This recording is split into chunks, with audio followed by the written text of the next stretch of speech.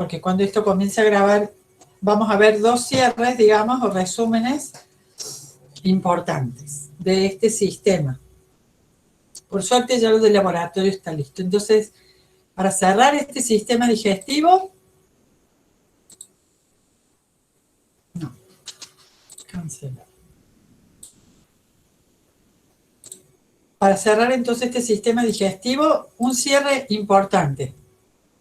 Cuando comenzábamos con este sistema, hablábamos de el tránsito boca-ano y hemos hablado de los volúmenes de líquido de los 9 litros que se manejaron a lo largo, qué fenómenos de motilidad había, por ejemplo, en esófago. Si recuerdan, hablábamos de, bueno, el tránsito propulsor, digamos, la onda peristáltica, y en la boca básicamente un mezclado de la deglución, desde la cavidad faríngea hasta que termina el esófago. En rojo, los fenómenos digestivos, hidratos de carbono y lipasa salival. Y acá en violeta, lo que se absorbe, ninguna. Y así, en este gráfico tenemos un buen resumen, pero la idea sería que nosotros no tengamos que recurrir a aprendernos el gráfico, sino hacerlo nosotros, mentalmente o en un papel. Entonces, bueno, por ejemplo, estaría interesante, ya que hoy vimos esta parte, verlo de intestino delgado y grueso y comparar. Porque si ustedes miran aquí, van a ver que en intestino delgado tienen como movimientos, mezcla y propulsión, pero ya en el grueso tienen mezcla segmentaria y ya la propulsión es en masa, ¿sí? Para movilizar las heces. En cuanto, por ejemplo, a lo que es secreciones, que siempre están en celeste, acá en el estómago teníamos clorhídrico, acá tenemos toda la batería enzimática, el bicarbonato en el intestino delgado. En el grueso, moco. Ya no hay otra secreción. Bueno, y de esta manera podíamos cerrar así lo que es por segmentos importantes en la fase cefálica, gástrica, intestinal, cada uno de estos aspectos. Motilidad, secreciones, enzimas digestivas o digestiones y absorciones. Y el otro cierre importante que podemos hacer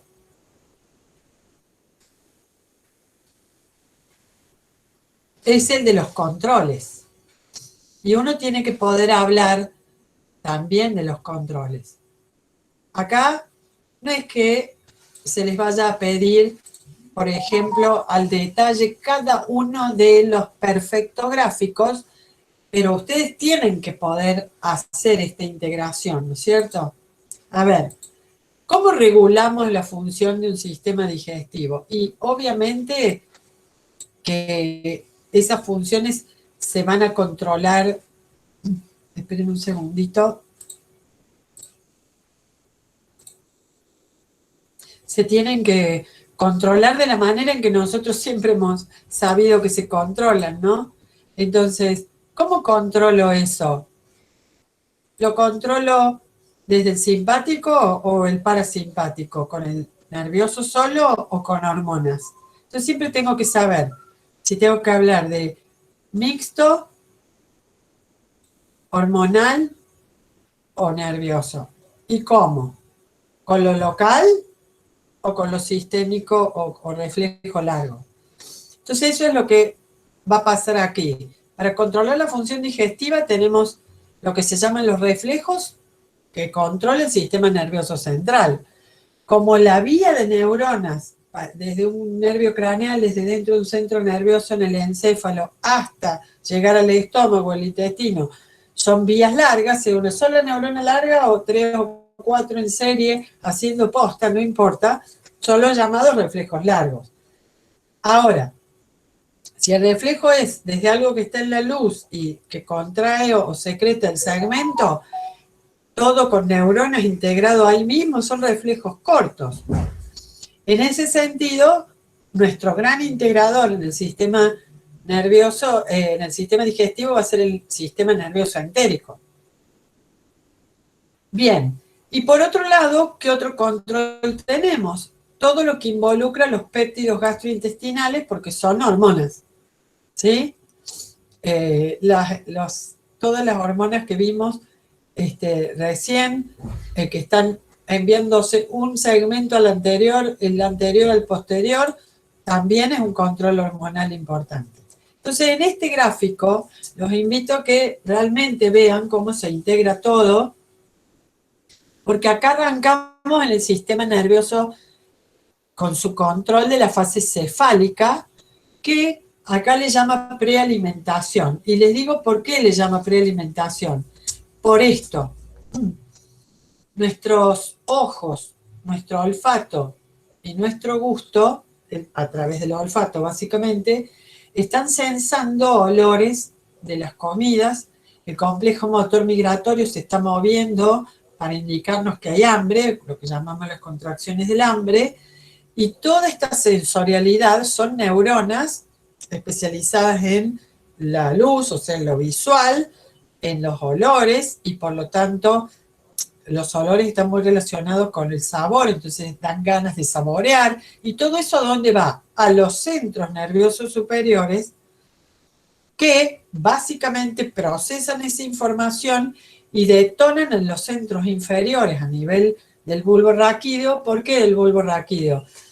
Porque la conducta de alimentarse es muy básica, es para la supervivencia. Entonces, no, si bien puede estar controlada por lo voluntario y todo lo superior, el hambre está regulado desde centros básicos. Los movimientos digestivos son muy básicos, son para la supervivencia. Entonces, todo esto va a terminar descargando en el bulbo raquídeo para que desde el bulbo raquídeo neuronas del parasimpático hagan su estimulación. O sea, que esto, por el nervio vago, va a ir por el parasimpático a estimular los plexos entéricos, y el plexo entérico en cada segmento va a hacer una acción adecuada. Esto es un reflejo largo. Si ustedes ven que de acá arriba, a través del plexo entérico, se hace que se secrete o que esto se mueva, es un reflejo largo. Ahora, la presencia en la luz de los segmentos del alimento o de lo digerido o en digestión genera distensión, agrandamiento del segmento que estira a las células lisas, y estas por una reacción se contraen luego. Entonces esto es un reflejo corto, es un reflejo local. Y si este reflejo hace que se secrete, es un reflejo local, tanto de movimiento o motilidad como de secreción. Entonces, las dos cosas existen, reflejos largos y reflejos cortos. Volviéndonos acá, entonces, en lo que es la parte cefálica, o fase cefálica, o sea, boca, esófago y demás, los receptores sensitivos, neuronitas, que son sensibles a la presión, al contenido o a la distensión, depende, van a disparar desde los centros integradores que manejan esta fase cefálica, que las neuronas, tanto las simpáticas como las parasimpáticas, activen o inhiban las neuronas ¿de quién? De nuestro cerebrito pequeño, o también llamado el sistema neuroendocrino, o el cerebro neuroendocrino, el sistema, el cerebro o sistema neuroentérico, este cerebrito, digamos, que tenemos en el digestivo, y que tanto la parte que se activa, ¿no es cierto?, en el plexo, los que vimos, estos plexos submucosos, como los receptores, o sea, la sensorialidad del segmento, como la respuesta del segmento, son integrados a veces solamente en este cerebrito. Y si no se integran solamente en este cerebrito, se integran desde los centros superiores. De cualquier manera, este es uno de los pocos núcleos o redes neuronales que pueden por decirlo así, integrar solas. El otro grupo está en el corazón y también se le ha llamado el pequeño cerebro cardíaco. De cualquier manera, cuando hay distensión, presencia de alimento, un irritante, cambios en la acidez o lo que fuera que estimulan a estas neuronas, hay una respuesta elaborada solo desde este sistema o integrada con reflejos largos centrales. Esto es importante porque a veces la persona pierde el control de los centros superiores, pero sus reflejitos locales algo sostienen la digestión. Por el contrario, ustedes van a ver que con los anestésicos locales, por ejemplo, se inhiben los reflejos cortos porque se han puesto en la zona, pero se restablece rápido esto porque nunca dejó de funcionar la vía del reflejo largo. Bien, y si ustedes ven acá, dice, ¿quiénes van a ser los efectores de cualquier acción a nivel digestivo? Los músculos lisos de cada segmento y las células endócrinas de cada segmento. Por ejemplo, las endócrinas del estómago, del duodeno y del páncreas, que hemos visto. ¿Cuáles van a ser sus efectos? Que siempre están en verde. Bueno, mover o dejar de mover, o sea, cambios en la motilidad, liberar o dejar de liberar bilis, liberar o dejar de liberar jugo pancreático, o liberar o dejar de liberar enzimas y jugo gástrico, ¿sí? Bien, en lo endocrino la respuesta va a venir por los péptidos gastrointestinales o HIP, que van a ir, por un lado, esto no lo dijimos mucho, pero estos son como hormonas que salen de aquí para informar a los centros superiores, como por ejemplo el cerebro, para decirle ya estamos satisfechos. Entonces, a estos HIP o péptidos gastrointestinales han apuntado algunas de las terapias contra la obesidad, por ejemplo, para dar sensación de saciedad en el cerebro y quitar el hambre. Dar, sí, sensación de ya estamos satisfechos, ¿sí? Y por otro lado, estos HIP también logran su cometido porque una de las cosas que tienen como blanco es a las células beta y alfa del páncreas. Entonces, estimulan la salida de insulina y bajan la de glucagón, todo tendiente a guardar y no a producir más energía, ¿sí? Bueno, con esto se ha terminado, digamos, lo que podemos decir de digestivo. Recordemos que hay, de lo que nosotros hemos alcanzado a decir que nos importa para el laboratorio, hemos dicho muy poquito.